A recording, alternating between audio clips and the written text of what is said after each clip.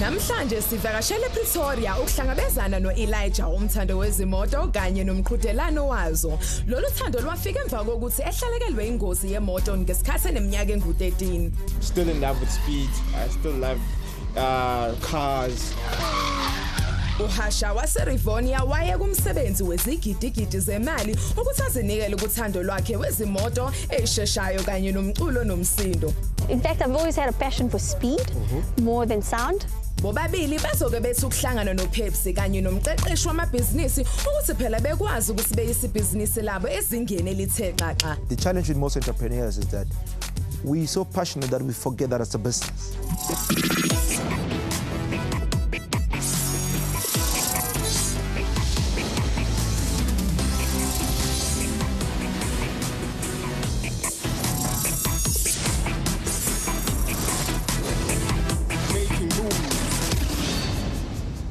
Imidlalo yezimoto iphethwe amakomiti amabili mhlaba jikelele. I-Federation International Automobile phecelezi FIA ekuyona ephethe yonke inhlobo yemidlalo yezimoto kanye ne-Federation International de Motorcyclism phecelezi FIM ekuyona ephethe izinhlobo zemidlalo yezithuthuthu. I have heard about go-karting well, it's a sport of which children use they use their remotes, you know.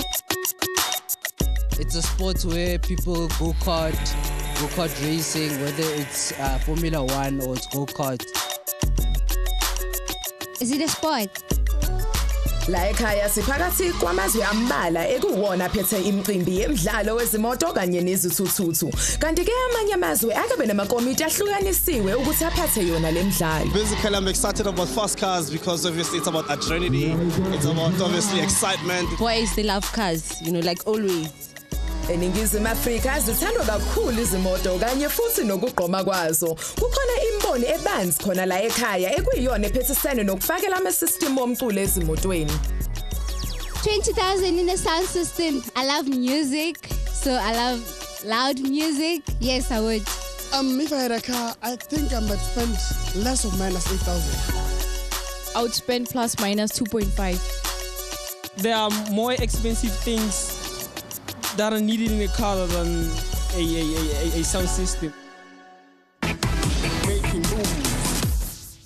Tina lana kwa making moves. Sizimisela ukuthi sithuthukise impilo zosomabhizinisi nawo ke lamabhizinisi lawa asafufusa. Good day and welcome to another thrilling episode in store for you. Today's episode is all about speed, sound, and cars. We look into the world of motorsport and fitment and what it takes to succeed in this industry. Ibhizinisi lethu lokuqala ke silivakashelayo libizwa ngokuthiwa iSquadro course. La ngihlangene khona nomphathi walo uElijah to learn more about his day-to-day operations. Making moves.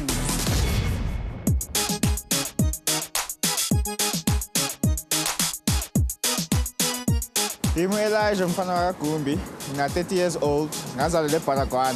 Ngikhulele ekhaya nabangani bami, all my lifetime friends vele. Nenye umngani wami okhona futhi la endlini engivele ngiphila naye every day yabo. Push life esethu. Ngikhulele nomama. Ubaba wami washona ngisasemncane na 13, so most of impilo yami engiyaziyo manje is with umama. Baba was a breadwinner ekhaya, and he looked after all of us, and he was a very respectable person, yabo. And when the day I hamba, it was difficult for the family. Umama wabona yonke into. I mean, I was in a coma. I didn't see most of the accident or what happened 2 weeks after.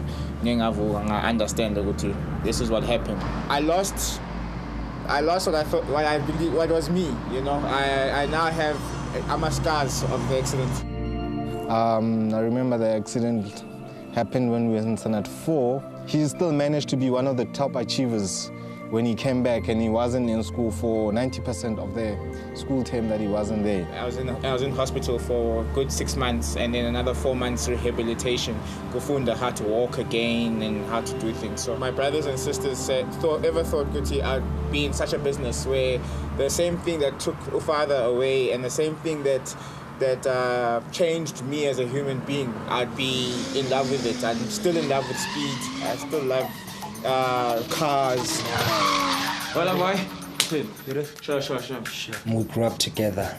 So he's like a brother to me. Khula maza saphuma amafinyela.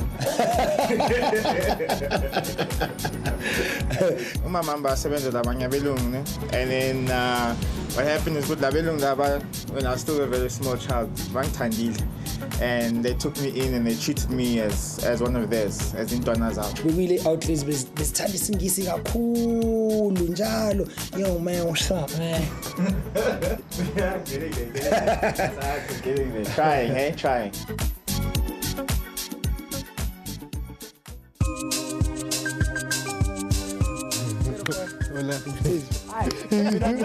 I would say his best skills are being able to talk to people and interpersonal skills and the ability to read people to a certain level.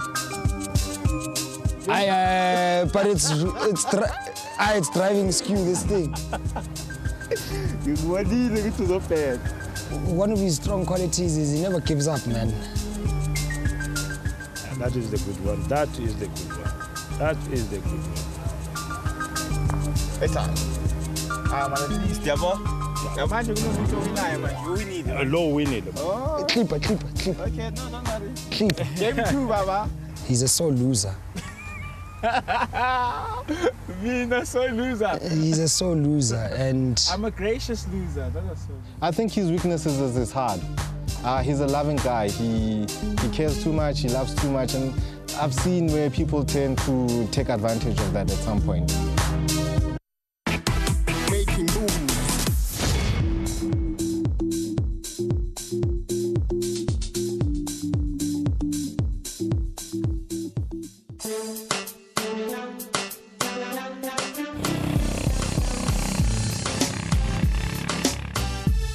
Namhlanje ngiseswarikope ePretoria la khona uzohlangana nomabhizinisi wethu wanamhlanje. Uyabona ke nawe i-restaurant imoto isivinini ke ngikutshela ukuthi ke lensizwa esize kuyona ke today yona ke ine academy yayo ke eyama gold cards. Ngikutshela ukuthi ufundisa abantu abasha ukushayela. Engixoxisana naye ngizwe ukuthi ke ibhizinisi lakhe lihamba kanjani.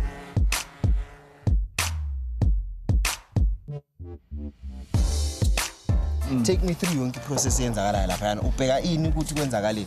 Yabona imoto maziza kithi siya-check between front and back, make sure ukuthi is safe and they're reliable to go out on the track.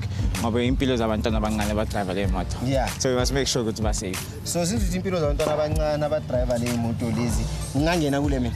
Ngingangena kule. Ngafitha isize yakho. Isize yami. Angibambe ngayo ke la sike sithi ukuthi ngani. Sure. Yeah. Sibeka phansi straight down. Yeah. Kwenzakalani ke la kule moto lena ngingena kanjani kwenzakala ini nani ama engine amangaki la how many cc's are we talking? Okay, i-engine yale moto is 125cc. Okay. And then zonke in this category ziyafana wonke ama 125cc. Okay. It's made ukuthi imoto zonke zibe zifana. Yeah. And then lo winayo ibe yiskill saka drive. Mawungena step into the seat, both feet uyangena vele. Khululeka. Yeah, kodwa athi angami esithini mala la uyahla yami esithini. Moya phambili make sure isandla emuva and then inyawo ziza la phambili ungathinta ama cable. Okay. Right. Phuma the same way ungena ngakhona back into the seat.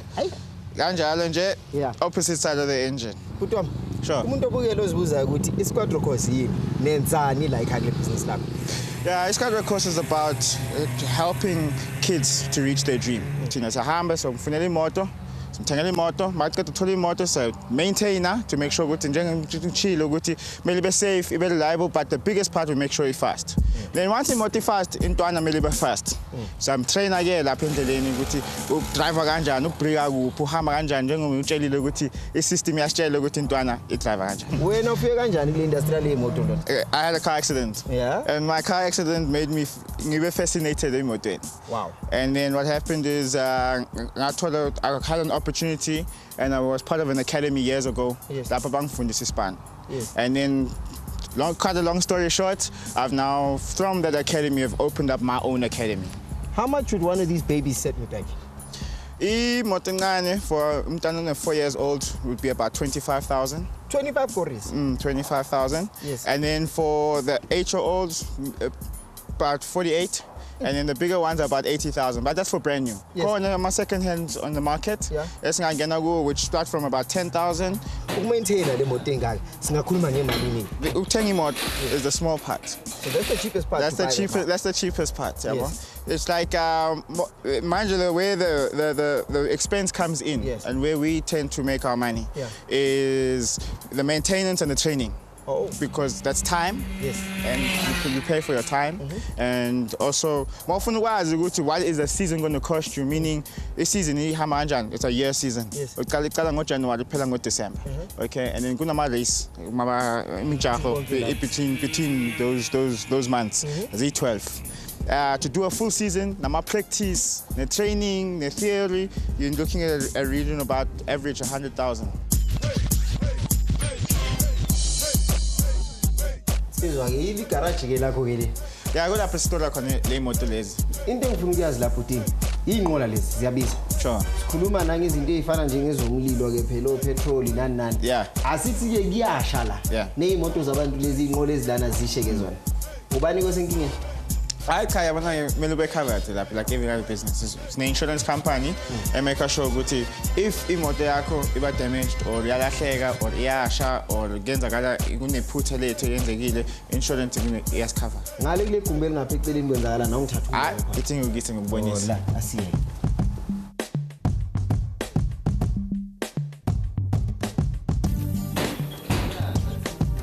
Ngiyaphila kunjani baba? Hayi ngiyaphila futhi. Kuyawona ubuzima ngakoloyi wenzanga monjaji. Re prepare, to check safety for bana. And then we bona le mo fixe itshoko tafleng da then itlamo. Ke mo fana re feletsa and then from there we se ka moka. Ya tama.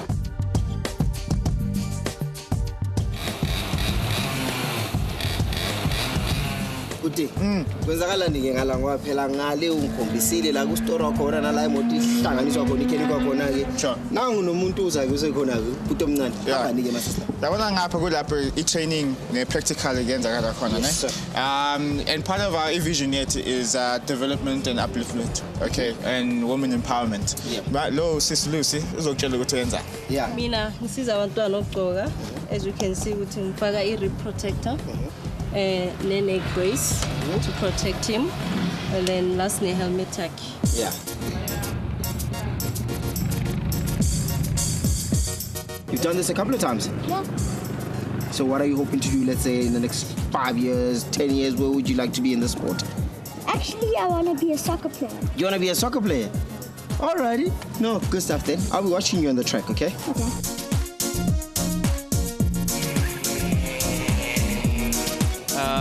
Why did I decide to start in racing? I've always been a Formula One fan, but I think for me the nice thing about the sport is the fact that it's man-machine, but it's also a lot of science. You know, it's physics. You know, at a very young age, it starts learning about, you know, the basics of physics.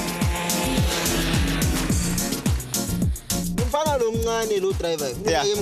Una 5. Una 5 years? Una 5 years. How long did it take him with the motor shake the track I want? 3 months. 3 months? 3 months umbona so. Yeah. And then there's your bona. 5 years? Yeah, in 5 years. As the bond is also happening between father and child. Alright, thank you, Kakuni. Alright, sure. Do you have a business or are you a coach? Because you don't own the racetrack.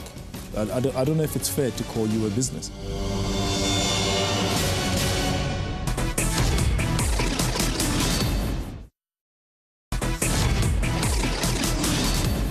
Welcome back. Go-karting can be a very expensive business, particularly if one does not have partners to assist with funding. Yabona ke indleko ekumele uyinakekele ke lana indleko zokuthi udinga ithimba elizofundisa abantu ukushayela, ithimba elizobe lilungisa imoto, nethimba ke la khona ke ezokwazi ukuthi imoto zabantu uzigcina kuphi ke ne-race track yala uzobufundisa khona ke abantu. Kodwa ke konke lokho uElijah did not let it stand in his way. Njengamanje usestudio sethu uxoxisana nathi ngebusiness lakhe. Elijah, welcome, brother. How are you? I'm good, thank you. Thank you for having me. Fantastic. Let's talk about your business. Let's talk about your journey and your story. Yes. Now, do you have a business or are you a coach? Because you don't own the racetrack You don't own the go-karts necessarily. The clients buy their own go-karts. So you're essentially a coach. I don't know if it's fair to call you a business. No, look, I think we are a business because we supply service. We don't obviously have a product, but we do attain those products from other importers and whatever the case may be and sell them for a profit, which makes us a business. But yes, essentially our business is supplying services, which means coaching, career management, as well as obviously maintenance of the products. It's a very expensive sport, this. How do you keep funded? How do you sustain yourself? Well, the sport is expensive. I don't keep it funded obviously on myself. We've got customers that put their value into our services in terms of paying their way, and that's how we turn over our business. How do you attract clients? Do they come to you? Do you go out looking for them? Right now, motorsport is word of mouth. Most of our clients we inherited in word of mouth. They started off with us with 1 or 2 clients that we had that we looked and coached, and then they brought on their friends and their friends' friends and so forth. There is obviously scope to market the business and to market the sport better, but right now it's word of mouth. Is the business working? Look, we've been around for 2 years, going for 3. Looking at as I said right now, the kids that have come into the sport looking like they want to go for it as a career. So our longevity is at least a minimum of 5 years. So we're looking at a potential good business out of it in terms of the kids and the client base that we have right now. So it is a good business. We've now grown up to employ 6 permanent staff, and on any given race day we have up to 17 staff members on site. So we are creating jobs as well. You're a business with the following kind of streams. The first one is you buy machinery for people that are interested in the business or are interested in go-karting and motorsport, right? Yeah. Secondly, there's the coaching component where you coach and train kids that are interested in the sport. And then there is the maintenance of the machines themselves, right, which you charge for as a separate thing. And then there is the potential kind of career management side of it, where guys get up to a certain level and need their careers managed. Are you managing any guys at the moment? We are managing 3 guys right now. Caleb Williams is one of our front runners in terms of his age. He's also a 2-time world karting champion. Siya Mdlalose and Keegan Masters both are accepted into the McLaren program. So we go to McLaren every month and we go through their program, just such as Lewis Hamilton and now Kevin Magnussen, obviously, is coming through those programs, and we managing them through now into international waters. They're racing in the British series, and we're taking them as far as we can go with them in terms of reaching their dream, which is Formula 1. Are you making a profit? I must say we are making a profit, but our profit right now obviously isn't. We're reinvesting it into getting better facilities, better training equipment, better staff, skilled staff. So yeah, it is making a profit. We boast, I think we're one of the biggest teams right now in South Africa, or at least the 3rd biggest team in South Africa. And we do house most of the black people who do race in South Africa. So I think we account to about 5% of the licenses around in South Africa that are black, and they're all mostly with us. But that's not the be-all and end-all of the thing. The thing is, yes, it is working, it is growing, but there's more that can be done. So when do you make money? When do you get rich? When you produce a Lewis Hamilton, you get rich? I think that's where most PR agents want to be able to be an agent for a kid, because obviously the spin-offs there are huge, between the marketing and all the rights. That kid becomes your product, and you're selling them off to a team. So agent fees, yes, for sure.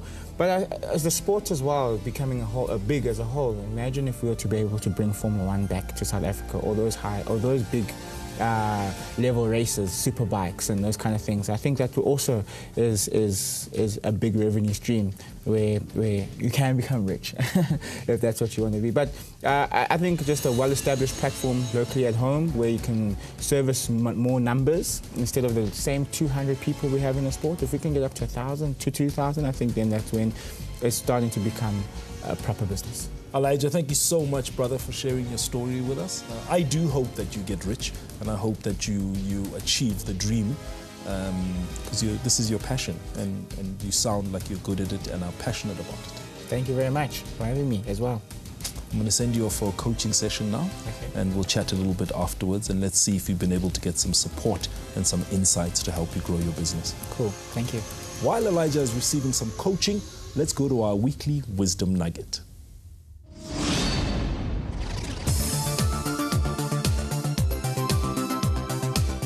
In true success, there are a few common denominators. And the number one thing, if you want to be successful and remain successful, you must operate in integrity. And after integrity, you must be a servant. If you do not serve the people, if you're only serving yourself, you won't be successful long. And if you don't operate in integrity, you will not be successful long. I believe that failure is very necessary to success. There's no such thing as success if you have not failed. So when you fail, you have to embrace that failure, evaluate that failure, learn from the failure, and keep moving forward. Time management as an entrepreneur is very, very important. The way you have to do it is each day you have to give tomorrow a plan. So you plan tomorrow today, because it's never a lack of time, it's only a lack of direction. I've always loved cars. Yeah. You know, I've always had a passion. In fact, I've always had a passion for speed more than sound.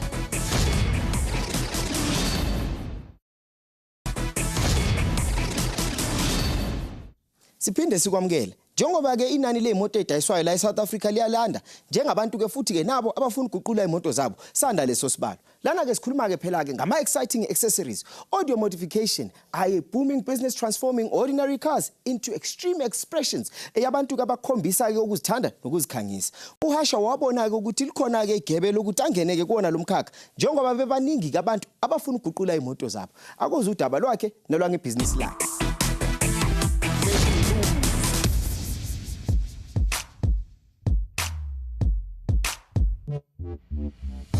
My name is Harsha. This is my home in Kelvin. I grew up in Joburg, born and bred in Joburg. I married a Durban boy. And yeah, come spend an afternoon with us, meet some of my friends and meet my husband and my 2 kids. This is Sahana and Demira's inside. Let's go. Oops. So this is the rest of the family. You met Sahana. This is Demira Pillay. They're between 5 and 3 years old at the moment. And my husband, Llewellyn.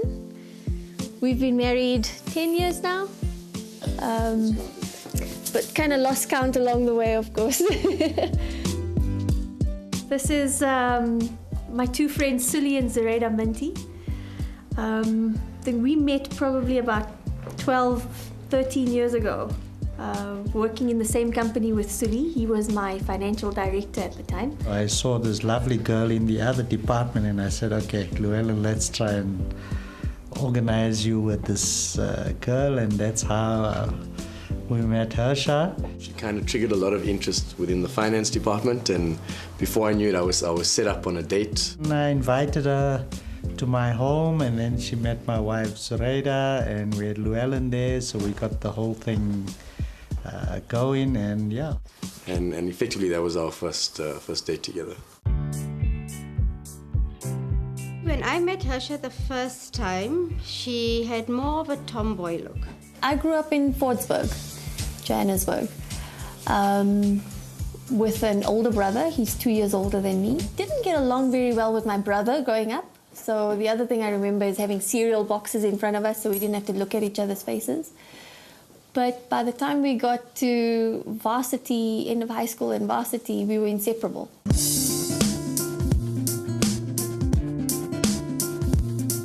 What I like most about her? Careful now what you say. Yeah, now I got to think about this one. I'm going to get into trouble.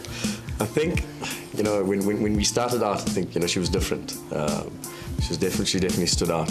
You know, got on well with my friends, which was also quite interesting. Sometimes what happens is you get isolated. She was fantastic with him.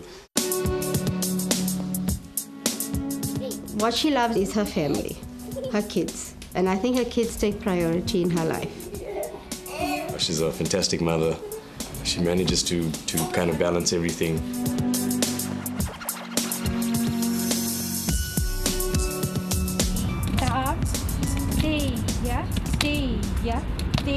Stay, stop, second speed.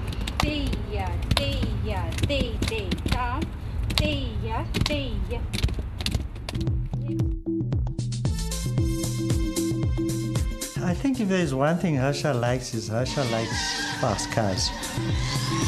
I like to go to the car shows or car shopping even.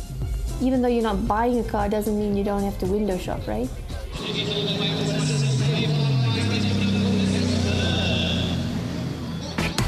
Making moves.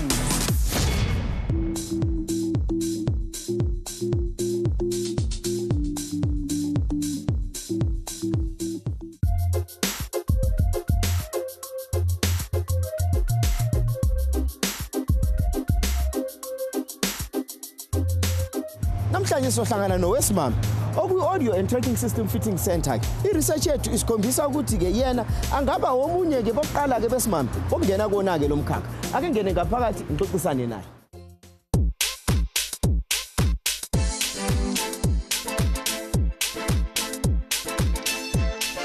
Harsha, I'm seeing beautiful cars here. I mean, look at this. The nice paintwork that's done on it, detailing, rims, sound systems. Is this what it's like here every single day? You know, we get to have a lot of fun with some of these cars. So, yeah, the glamorous side of the business is that we get to pimp out a lot of the rides, make them look good, make them feel good, make them sound good. Okay. Yeah. I mean, for one would say that you're in a male-dominated industry. Yes. What attracted you to this sector? Well, I think the business kind of fell into our laps. We had a friend of ours who was selling it at the time.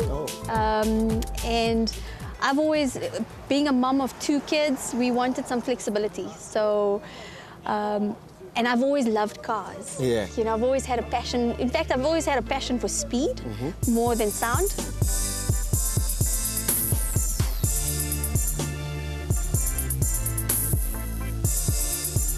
But just please take me through the services that you provide and work that you do on the cars that come through here. Okay, so I suppose the obvious one is the glamorous side of the business, which is your sound installations.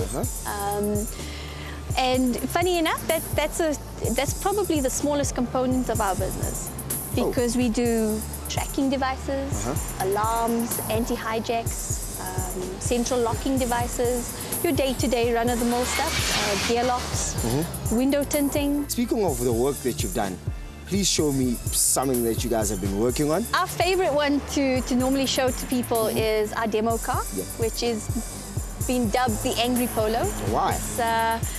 Well, it's got a bit of everything. It's got, when we bought the car, it had the Polo Cup racing engine in it. So it had the speed and the noise. And then we installed the sound in it because that's obviously our specialty. Yeah. Please take me through to the Angry Polo. Sure. Let's take a look. Lead the way.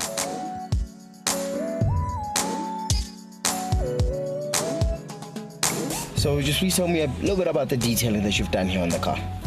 Okay, so to start off, you can see that we've got 3 sets of speakers in this car. It's the speakers and the tweeters, your split systems. Okay. And then we've changed the radio head to a DVD player with touch screen. Switch it on there for you. This DVD player's got USB, Bluetooth, and auxiliary. It's also got an iPod connection, and you can play music via Bluetooth audio. Yeah. So can you play this little baby for me and show me how it works? Yeah, sure. Ease me into it. Not too loud. How's that sounding so far? Ah, it's okay. Even my car sounds like this right now. My car sounds like this on loud. How many subwoofers do we have at the back? On the back, we've got 4 subwoofers and another set of speakers in there.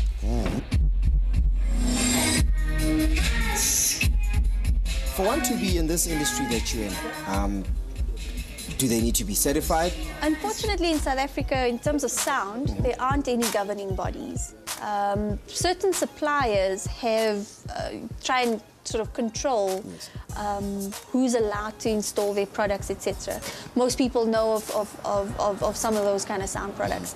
Like with us, we use a lot of Earthquake as our products. It's one of our house brands. Jeez, this thing is huge, Suresh. Yes, this is the new Holy S subwoofer that's come from America. Right. It's fully imported. You can see that it's got the whole diaphragm here. Got the, beautiful. Yes, it's got a 10 centimeter excursion when you play it. Right. It's 15,000 watts and it's 10,000 watt RMS power handling. It's for the guys with the competition or the guys with the extreme rides.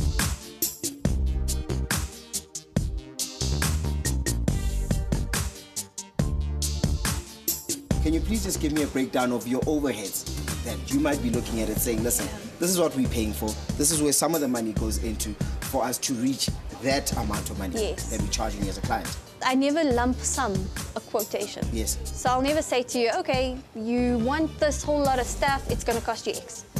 I'll break it down to wiring, the labor component, the build component, the equipment. We split everything up so that you can see for yourself, oh, okay, the set of speakers are going to cost me X, the subwoofers are going to cost me Y, the labor is this, the wiring is that, because everything has an impact. I would put 25,000 Rand into the car to put in a decent sound system that will obviously raise the value of my car, that I'll enjoy driving and showing it off and taking it to car events. So 25,000 Rand for a custom sound install, in the bigger scheme of things, sounds like a much, but it's not really for what you will be getting out of it in the long run.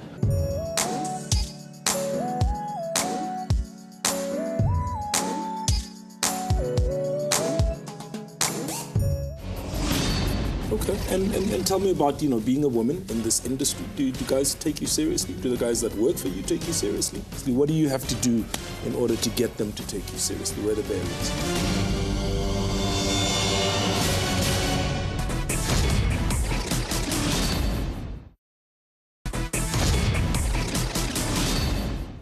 Harsha waqala ibhizinisi lakhe elenzela ukuthi ukwazi ukuthi asize abantu ukuthi bafake imsakazo engconywana emotweni zabo. Kodwa ke leli bhizinisi selikhulile njengoba ke selenza izinto ke ezizifaka emotweni ezikwathi zivikele imoto zabantu. Kodwa ke cabanga lana ke competition is very tough in this industry, particularly for a female owner. Njengamanje usestudio sethu uxoxisana nozakwethu ngebhizinisi lakhe. Harsha, welcome to the Lion's Den. Welcome to Making Moves, where we have easy and difficult conversations about your business. I'm not sure whether the business is working or not, because there are two objectives. You wanted flexibility as a working mother, and you wanted a sustainable income and profitability. Yes. Are you achieving those two things? Not as yet. Flexibility is yes and no. I do have the freedom to come and go into the business. But being a small business and being the type of business that it is, you can't leave it. You've got to, when you're working on somebody's car, for me, I've got to make sure that the quality is there. If you had to come into my workshop and have your car done, I need to make sure that when you leave, it looks better and feels better than when you came in. Absolutely, yeah. So being a perfectionist like I am, that's where I sort of lose out on the flexibility for myself more than anything else. Okay, and tell me about, being a woman in this industry. Do guys take you seriously? Do the guys that work for you take you seriously? Most of the time, people walking into the fitment center will see me there and they'll go, can I speak to somebody in sales, or can I speak to somebody about my car? And it takes a bit of time. So I've had to learn to talk to customers and convince them that I actually do know what I'm talking about when you ask me about sound or alarms or whatever it is. But I suppose that's with any industry. You've got to learn your product. You've got to learn what you're offering to your clients so that you can sell it. With my staff, always a challenge, because I can't do the fitments myself, and they refuse to teach me. I worry that they think I'm going to do a better job than them. But it has been a challenge. But how I've managed to win that over to an extent is I ask a lot of questions. I'll get into the car with the guys and pick up a screwdriver and say, how do I remove a door panel? Just so I know how to do it as well. And I've kind of gained a lot of their trust from doing that. They can see that I'm not afraid to to get my hands dirty with them, but at the same time they know that they report to me. And the profitability side? The profitability side has been a challenge. We've had to invest a lot of money into it, and I suppose the benefit, it's a delayed gratification thing, and I'm comfortable with the concept. It's just we sometimes get impatient on the result. So we're starting to see the benefits of that investment coming through, but not yet generating sufficient profits. The big investment was what, in stock holding? Purchasing of the business was one. Stock holding, not so much, but overheads. We had to purchase cars. My technicians are mobile. We do tracker installations and C-track installations. They need vehicles to do them. They need the tools. We need premises. Rental is a big overhead. You need quality staff. So while you're getting your staff trained up, you're still having to pay their salaries, even though they're not billing. So yes, a lot of investment in that way. When is the business going to become the things that you are going to start to do for you, the things that you started it for? I'd say 3 to 6 months. Okay. So what's being implemented in the next 3 to 6 months in order for it to get to that place where it gives you flexibility and profitability? So we found that one of my biggest weaknesses being the owner as well as the shop manager in the business, I was dropping some catches. The focus wasn't on the key areas in the business. Because when you're in the fitment center on a day-to-day basis, you can focus on one element of the business, say for example retail, because you're answering the phone, clients are walking in. But I was losing focus on the dealership element and the tracking element. So what I've done recently, about 2 months ago, is I hired a gentleman who comes from that background. He's built a business previously successfully in tracking. He's got good relationships with our suppliers. He's known in the industry, and on the dealership side, he's also well known within the dealership market. And his focus is to build those two areas in the business, which he has done. I mean, we've been approved after he came on board. About 4 weeks later, we got approved by C-track, which is a big thing for us. It's going to be a huge contribution, one, to turnover and sustainability, but it also gives us that much more credibility. Harsha, thank you so much for spending time with me and for sharing your story with Making Moves. I'm going to send you off for a coaching session with Dr. Jack Ledwaba, and then we'll chat a little bit afterwards. Awesome, thank you.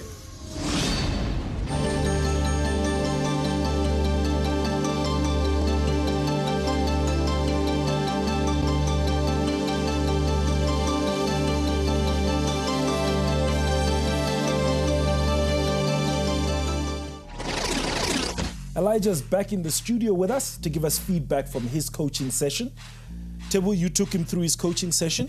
What are the immediate kind of things you came up with that could improve Elijah's business? All right, Elijah, thank you for the session. I think he has a very brilliant and unique business. And I think if there's something you need to focus on immediately in order to grow this business, is to create an experiential part to it. He should take the business into the client's space such that people get to experience it. I did advise him that take it into schools, invite schools into the race courses, let them experience the product. If they experience it, then they can recommend it more and more to people within the circles. We also talked about sponsorship, which is something that it's very difficult to get in the business that has very little mileage, especially kart racing. But if he takes into it and involves sponsors, so they look at it like a social corporate investment project where they get to develop mechanics and technicians.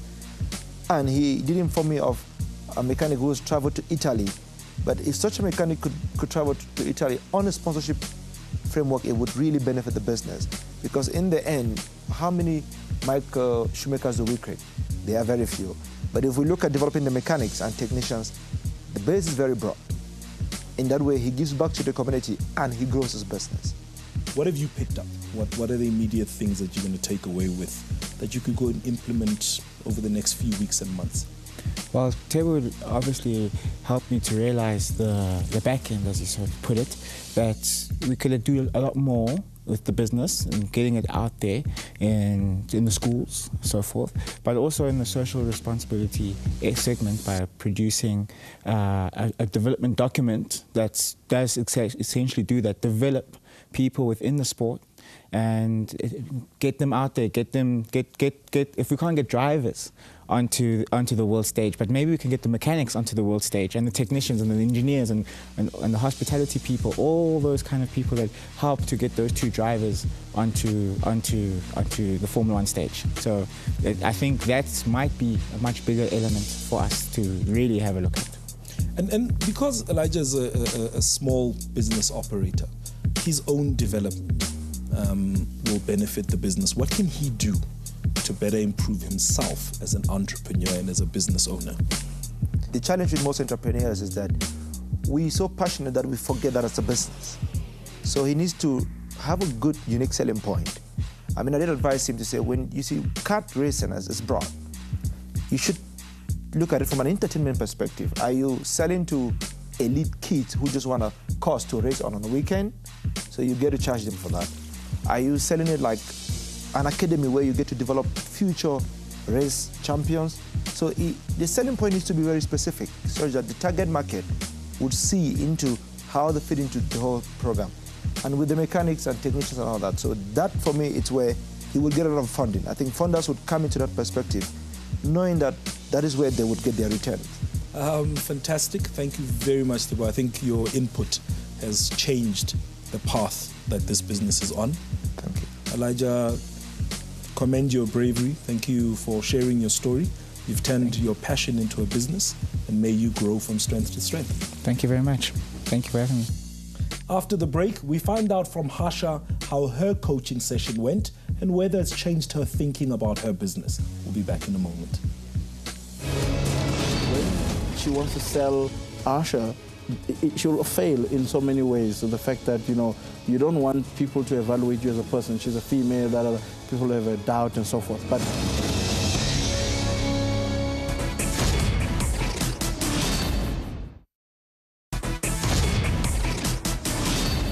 welcome back. Harsha is back in studio to give us feedback on how her coaching session with Dr. Jack Ledwaba went. Starting with you, the good doctor.